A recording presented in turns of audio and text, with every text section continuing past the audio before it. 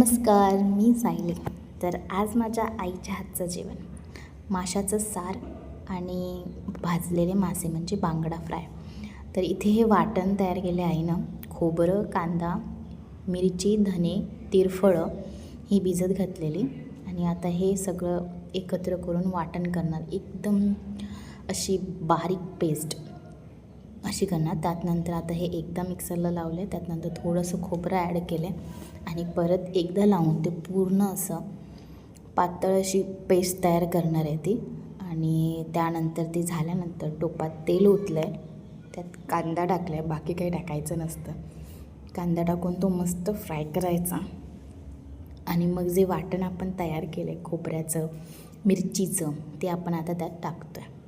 मस्त एकत्र करायचं आणि त्यात कोकमं टाकायची सोलून भरपूर अशी. कोकणचं म्हटल्यावरती कोकमं तर येणारच, म्हणजे आपल्या भाषेत सोला. तरी तेही भरपूर अशी आंबट अशी कोकमं टाकली आहेत आणि त्यानंतर बांगडा असं टाकायचं आणि नंतर शिजू द्यायचं. इकडे बांगडा फ्राय मस्त फ्राय होत आहेत.